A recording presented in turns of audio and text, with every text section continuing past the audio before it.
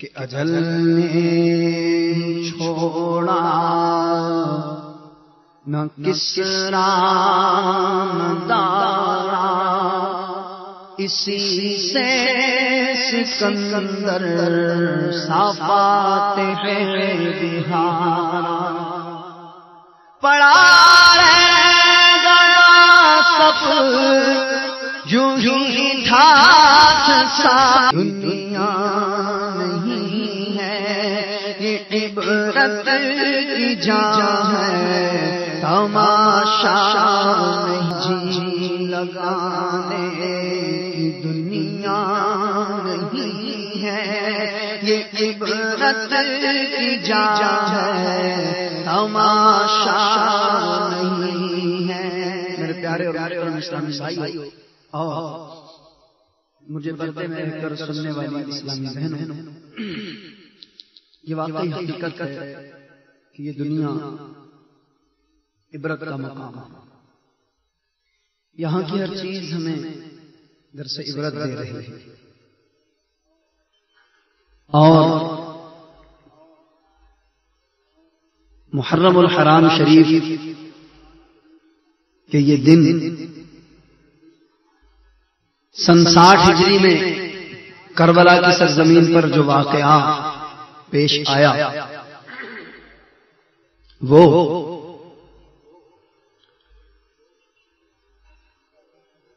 یزیدیوں نے حضرت امام علی مقام اور آپ کے رفقا کے ساتھ جو سلوک کیا،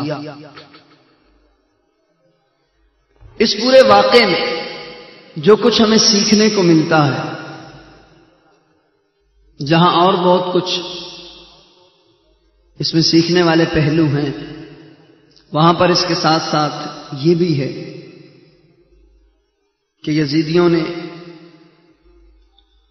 ابن زیاد بدنہاد نے، عمرو بن سعد نے، اور جتنے شقی اور بدبخت تھے، انہوں نے یہ سب کیوں کیا؟ کسی کے پیش نظر سلطنت تھی، کسی کے پیش نظر مال و دولت تھا، کسی کے پیش نظر کسی جگہ کی حکومت تھی۔ چنانچہ عمرو بن سعد جو تھا، اس کے پیش نظر رے کی سلطنت تھی، اس کو یہ لالچ تھی کہ میں ابن زیاد کی بات مانوں گا تو مجھے رے ایک علاقہ ہے، اس کی سلطنت دے دی جائے گی، اس کی حکمرانی دے دی جائے گی۔ اسی طرح کثیر تعداد ایسے لوگوں کی تھی کہ جو مال و دولت کی ہوس میں، جاہ و حشمت کی ہوس میں، کہ ہمیں یزید کے دربار میں ایک مقام حاصل ہو جائے گا، ہمارا نام ہوگا، ہمارا روب و دبدبہ بیٹھ جائے گا، ہمیں مال و دولت ملے گا، ہمیں کسی نہ کسی جگہ کی حکمرانی مل جائے گی۔ اس طرح انہوں نے صرف دنیاوی جاہ و حشمت کی خاطر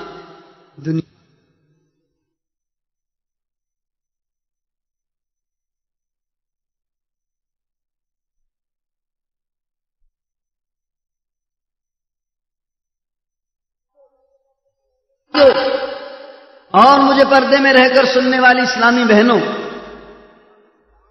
ان کا انجام آج ہمارے لیے درس عبرت ہے۔ رہتی دنیا تک ان کا انجام درس عبرت بنا رہے گا۔ میں جو عرض کر رہا ہوں اس کو مذاق میں نہ لیں، اس کو توجہ سے سماعت فرمائیں۔ میں آپ کے سامنے کچھ رسمن نہیں عرض کر رہا، اولاد رسول صلی اللہ علیہ وسلم کے فضائل بیان کر رہا ہوں۔ اللہ رب العزت ہمیں ادب کی توفیق عطا فرمائے۔ عرض کر رہا تھا کہ ان کا انجام آج ہمارے لیے درس عبرت ہے۔ کیا ہوا ان کے ساتھ؟ بظاہر انہیں فتح حاصل ہو گئی، بظاہر لوگوں نے یہ دیکھا کہ انہوں نے حضرت امام علی مقام اور آپ کے رفقا کو شہید کر دیا، لیکن حقیقتاً کیا ہوا؟ ذرا تاریخ اٹھا کر دیکھ لیں ان لوگوں کا انجام کیا ہوا۔ یزید ذلیل ہو کر مارا گیا، ابن زیاد بدنہاد کے ساتھ کیا ہوا؟ جس جگہ، جس دارالعمارت میں اس کے سامنے حضرت امام علی مقام رضی اللہ عنہ کا سر جس تشت میں رکھ کر پیش کیا گیا تھا، اس کے آگے لایا گیا تھا، اسی دارالعمارت میں اس کا سر اسی تشت میں دوسرے کے سامنے پیش کیا گیا۔ کتنی جلدی قدرت نے دکھا دیا۔ اور علماء لکھتے ہیں کہ ایک سانپ آیا اور وہ سانپ ابن زیاد کی کھوپڑی میں ناک کے راستے گھسا، پھر منہ سے نکلا، پھر منہ سے گیا، ناک سے نکلا، 2-3 مرتبہ یہ عمل اس نے کیا اور پھر وہ وہاں سے غائب ہو گیا۔ کیا یہ عبرتناک انجام نہیں ہے؟ اسی طرح حضرت امام حسین رضی اللہ تعالی عنہ اور آپ کے رفقا کے بدلے کے طور پر کتنے یزیدیوں کو مارا گیا، ان کو ذلیل کر کر کے لوگوں نے مارا، اور وہ خود بھی ذلیل ہوئے۔ جو بچ گئے وہ طرح طرح کی آفتوں میں مبتلا ہو گئے، کوئی کوڑھی ہو گیا، کسی کے اعضاء مڑ گئے، کوئی کسی بری بیماری میں مبتلا ہو گیا۔ ایک وہ شخص، غالباً اس کا نام خولی بن یزید تھا، غالباً کہہ رہا ہوں، اس نے حضرت امام علی مقام رضی اللہ عنہ کی شہادت کے بعد آپ کے امام مبارک کو اپنے سر پر رکھا تھا اور بڑا فخر سے یوں چلنے لگ گیا۔ ازراہ فخر، ازراہ تبرک نہیں، فخر کے طور پر اس نے اپنے سر پہ رکھا۔ اس کے ساتھ پتہ کیا ہوا؟ پاگل ہو گیا۔ اس کو اس کے گھر والوں نے زنجیروں سے باندھ دیا تھا، اور اس قدر اس کی عقل خبط ہو گئی کہ وہ اپنا گند، اپنا پاخانہ کھایا کرتا تھا، اور اس طرح ذلیل ہو کر مرا۔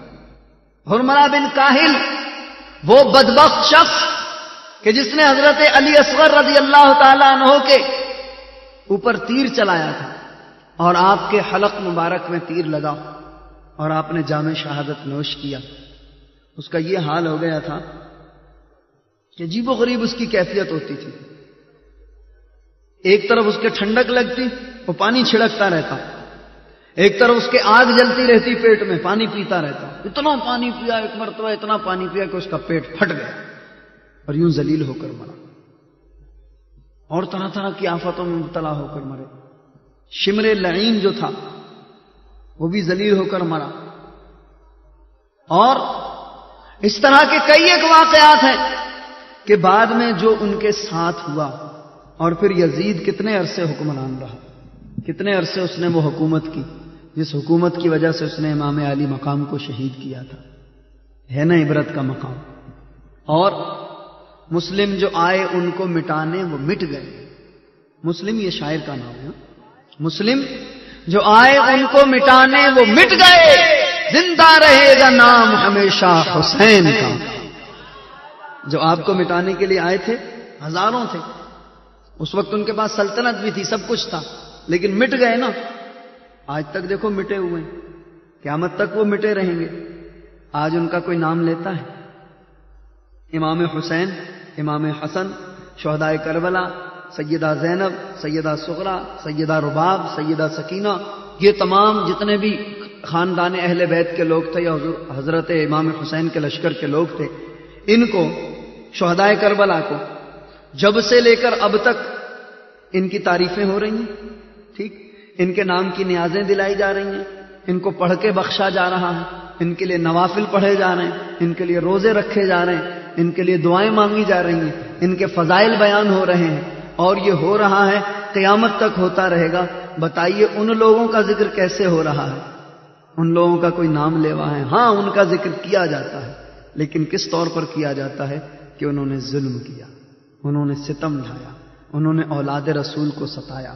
تو یہ بھی تو درس عبرت ہے کہ ان لوگوں نے بظاہر جو کچھ کیا، بظاہر ان کو فتح حاصل ہوئی، لیکن ایسی شکست حاصل ہوئی کہ قیامت تک ایسی شکست شاید ہی کسی کو حاصل ہو۔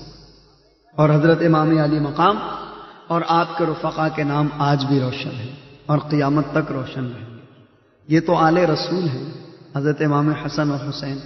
حضور علیہ الصلوۃ والسلام کا فرمان علی شان ہے، الحسن والحسین سیدا شباب اہل الجنہ۔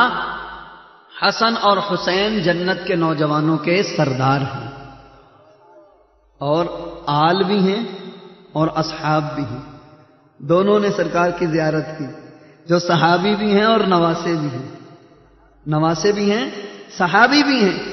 جب کوئی بندہ درود پڑھتا ہے اللہم صلی علی سیدنا و مولانا محمد وعلی آلہ، پھر کیا پڑھتا ہے؟ واصحابہ۔ اب حضور پہ درود بھیج رہا ہے، اس کے بعد کس پہ بھیج رہا ہے؟ حضور علیہ الصلوۃ والسلام کی آل پر۔ اس کے بعد کس پہ بھیج رہا ہے؟ سرکار علیہ الصلوۃ والسلام کے اصحاب پر بھیج رہا ہے۔ نماز میں جو درود ابراہیمی پڑھتے ہیں اس میں بھی آل پہ درود بھیجا جاتا ہے۔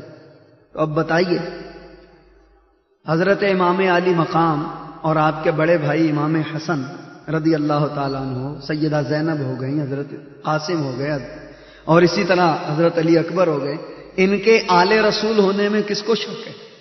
کوئی انکار کر سکتا ہے؟ کسی کو دم مارنے کی یہاں پہ جرت نہیں ہے۔ یہ آل رسول نہیں ہوں گے تو کون ہوں گے؟ کیا سیدہ زینب رضی اللہ تعالیٰ عنہا سیدہ فاطمہ رضی اللہ تعالیٰ عنہا سے پیدا ہے تو آل رسول ہے۔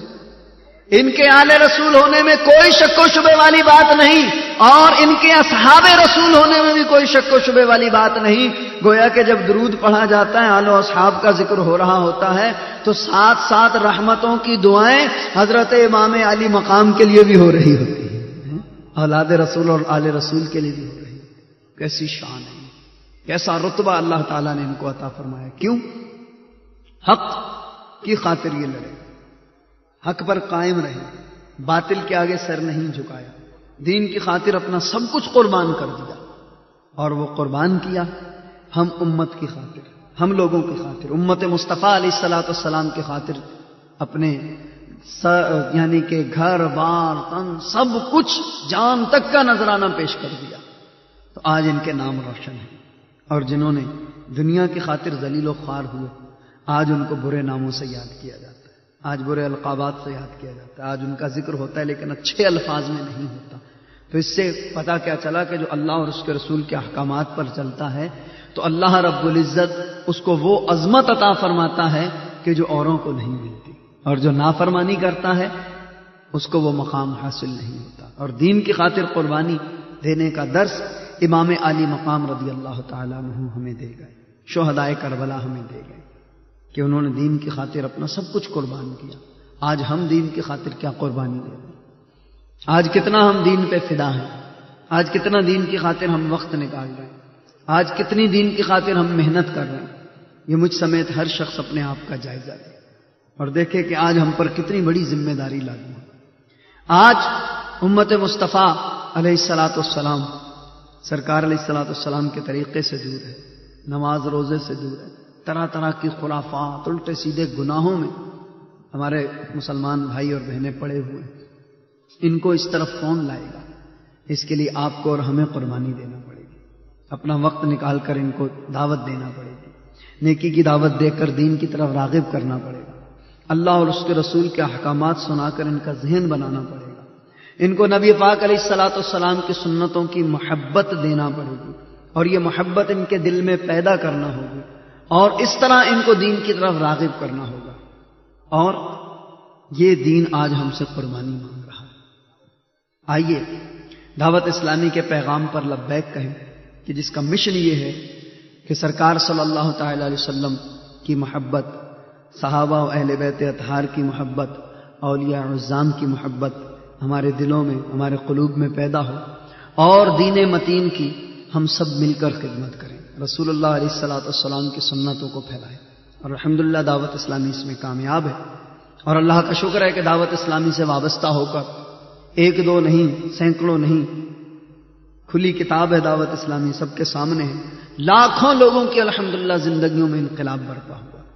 کل تک جو بے نمازی تھے آج الحمدللہ نماز پڑھ رہے ہیں، کل تک جن کو سنتوں کے بارے میں پتہ نہیں تھا آج الحمدللہ سنتوں کا درس دے رہے ہیں، خود بھی عمل کر رہے ہیں۔ اس طرح اسلامی بہنیں بھی پردے میں سماعت فرما رہی ہیں۔ بہت سی ایسی عورتیں تھیں جو کل تک بیچاریاں بے پردہ گھومتی تھیں، حالانکہ پردہ نامحرم سے پردہ عورت پر فرض ہے، اور بے پردہ گھومنا جو ہے یہ حرام ہے، گناہ ہے، ایک ایک قدم پر اس کو جو ہے وہ گناہ ملتا ہے، اور اگر شوہر اس کے بے پردہ گھومنے پر راضی ہے تو عورت کے ہر ہر قدم پر شوہر کے لیے جہنم میں ایک ایک گھر آباد ہوگا۔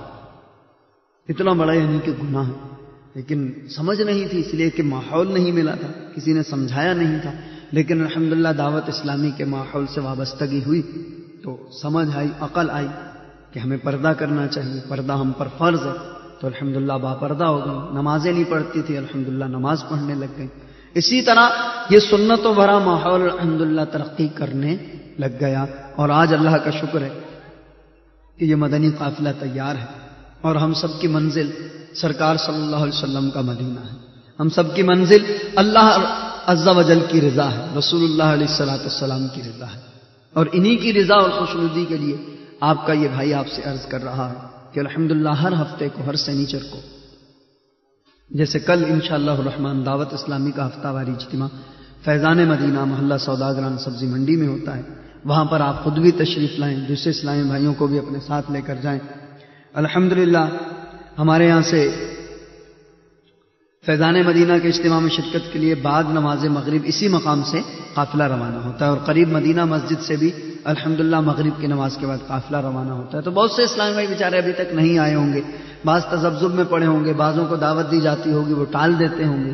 تو آپ سے گزارش ہے کہ آپ کچھ نہیں تو کم از کم 3 یا 4 ہفتے لگاتار اجتماع میں تشریف لائیں، پھر آپ دیکھیں انشاءاللہ الرحمن آپ کے اندر کیسی تبدیلی آتی ہے. اسی طرح ہر اتوار کو اسلامی بہنوں کا اجتماع جو ہے وہ فیضان مدینہ میں ہوتا ہے 2 بجے سے 5 بجے تک.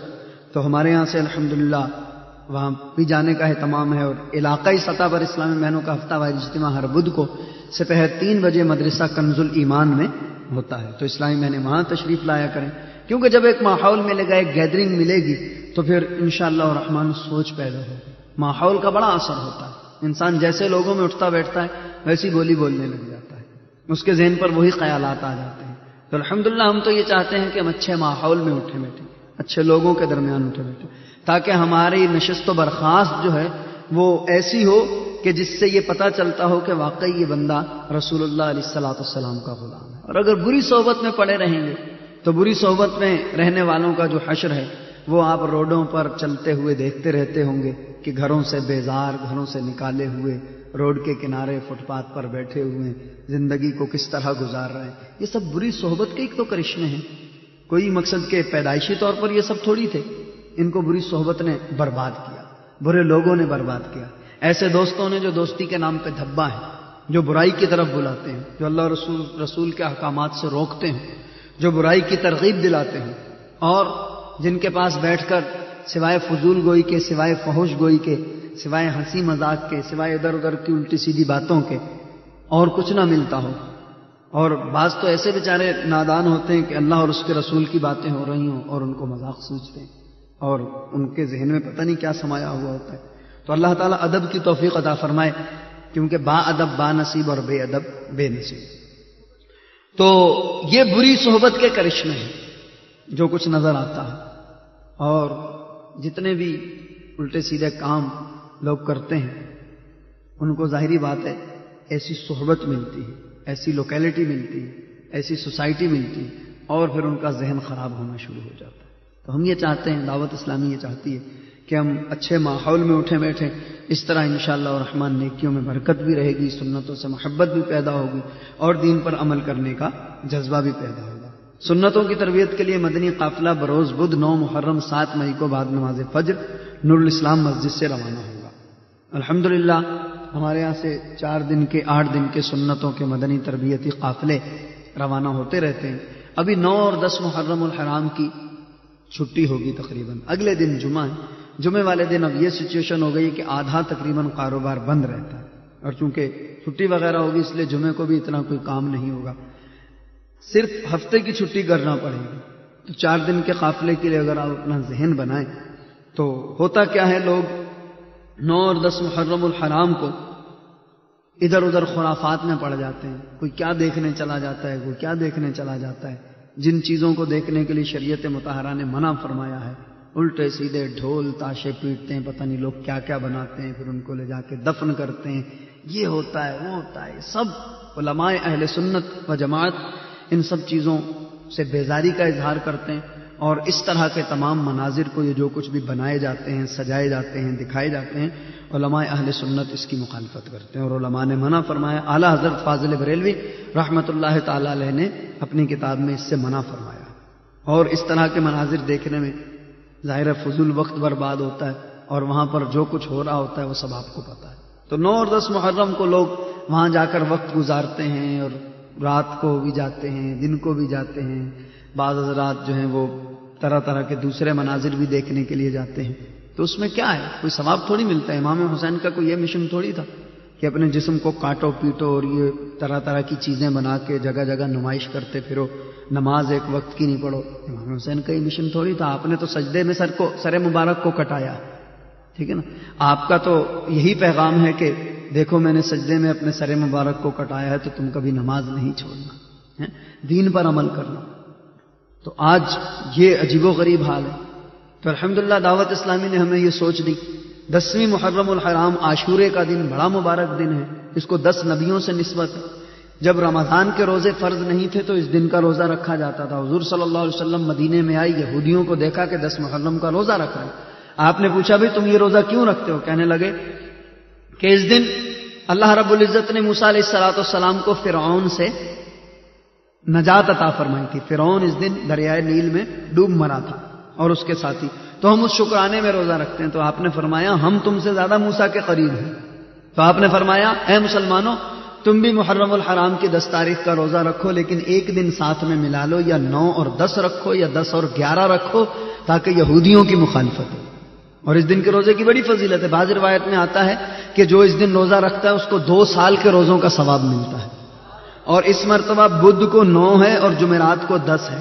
10 اور 11 کا اگر روزہ رکھیں گے تو جمعرات اور جمعے کا روزہ ہو جائے گا، اور 2 دن کا یہ روزہ رکھنے جمعے کے ساتھ کوئی دن ملا لے، یا تو جمعرات کا روزہ جمعے کے ساتھ رکھ لے یا ہفتے کا روزہ جمعے کے ساتھ رکھ لے، تو اس کو بہت سارے روزوں کا ثواب ملتا ہے۔ اس کی بہت فضیلت ہے۔ تو یوں روزہ رکھیں، کچھ پیاس محسوس ہوگی، گھر میں بیٹھ کے قرآن پڑھیں، نوافل پڑھیں، اور اس طرح یہ سب اچھے عمل کر کے شہدائے کربلا کی ارواح کو بخشیں، ان کی بارگاہ میں نذرانے پیش کریں۔ وہ ہمارے اس عمل کے محتاج نہیں ہیں، ہمارے ایصال ثواب کے محتاج نہیں ہیں، خدا کی قسم ہم ان کے محتاج ہیں۔ ہم نے ان کی بارگاہ میں کچھ پڑھ کر پیش کیا اور ان کی بارگاہ میں قبول ہو گیا، اللہ رب العزت نے قبول فرما لیا، تو کل کو ہو سکتا ہے ان کے صدقے ہماری مغفرت ہو جائے۔ ایک بزرگ کے بارے میں آتا ہے وہ کچھ نوافل پڑھ کے حسنین کریمین کی روح کو بخشا کرتے تھے۔ خواب میں دیکھا حسنین کریمین کی زیارت کی، تو آپ دونوں شہزادے ان سے اپنے چہرے کو چھپا رہے ہیں، تو آپ نے عرض کی اے شہزادو کیا مجھ سے کوئی خطا ہوئی؟ ارشاد فرمایا تم سے خطا نہیں ہوئی، لیکن تم جو یہ ہمیں ایصال ثواب سالہ سال سے کر رہے ہو، تو تمہارا یہ احسان ہم پر ایسا ہے کہ ہم تم سے نظریں نہیں ملا رہے، ہم اس وقت تک تم سے نظریں نہیں ملائیں گے جب تک قیامت والے دن تمہیں نانا کی بارگاہ میں عرض کر کے جنت کا تحفہ نہ دینا، جب تک تمہاری شفاعت نہ کرے۔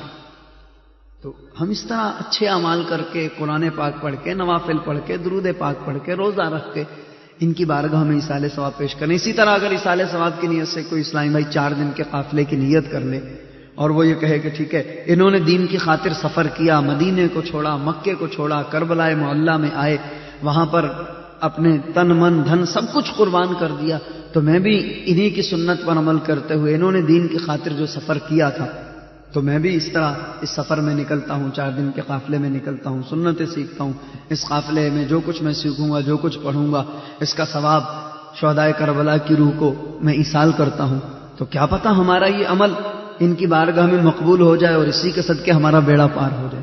اس طرح اسلامی بہنیں جو سماعت فرما رہے ہیں ان سے گزارش ہے کہ وہ بھی گھروں میں قرآن شریف پڑھیں، نوافل پڑھیں۔ عموماً عورتوں میں ایک بات مشہور ہے کہ 10ویں محرم کا روزہ نہیں رکھنا چاہیے، یزید کی ماں نے رکھا تھا، بالکل لغو اور یعنی کہ غیر ضروری بات ہے۔ روزہ تو کسی بھی دن کا منع نہیں ہے، ہاں جو شریعت نے روزے حرام قرار دیے ہیں، عید الفطر کا روزہ اور عید الاضحیٰ کے 4 دن، یہ 5 روزے تو رکھنا حرام ہے۔ حاجیوں کے لیے 9 ذوالحجہ کا روزہ جو ہے وہ مکروہ ہے، کیونکہ اس دن حج ہوتا ہے، وہ ان کے لیے مکروہ ہے، اس دن کا روزہ وہ نہیں رکھ سکتے۔ باقی کسی بھی دن روزہ رکھنے میں کوئی پابندی تھوڑی ہے، اس دن کا روزہ رکھیں، بالکل رکھیں۔ شربت وغیرہ کے لیے دل کر رہا ہے، رات میں شام کو افطار کے بعد شربت وغیرہ پی لیں، کسی نے منع تھوڑی کیا پینے سے۔ الحمدللہ ہم شربت پیتے بھی ہیں، پلاتے بھی ہیں، سب چیزوں کے قائل ہیں. اللہ رب العزت کا کرم ہے کہ ان سب چیزوں سے دین کا فائدہ ہوتا ہے اور اس میں کسی کی ذاتی غرض نہیں ہے. نیت کیا ہوتی ہے کہ اس کا ثواب شہدائے کربلا کی روح کو پہنچے، ورنہ کوئی شربت کا بھوکا نہیں ہوتا، کوئی کھچڑے کا بھوکا نہیں ہوتا، کوئی کھانے کا بھوکا نہیں ہوتا. یہ لوگوں کی غیر ضروری باتیں ہوتی ہیں اور یہ ان کے اپنے من کی خباثتیں ہوتی ہیں جو باہر آتی ہیں، کیونکہ جو جس کے پیٹ میں ہوگا وہی باہر آئے گا، جو جس کے دل میں ہوگا وہی اس کی زبان پر آئے گا. تو ہم الحمدللہ سرکار صلی اللہ علیہ وسلم کے صحابہ و اہل بیت کے اولیاء اعظام کے چاہنے والے، ہمیں ان سے محبت ہے، ان سے محبت رہے گی چاہے کوئی مانے یا نہ مانے. اور اللہ تعالیٰ ان بزرگوں کی ان سب کی محبت میں ہمیں ایمان و عافیت پر موت عطا فرمائے. اللہ تعالیٰ ہم سب کا خاتمہ بالخیر فرمائے اور ہم سب کو مل جل کر دین کی خدمت کی توفیق عطا فرمائے.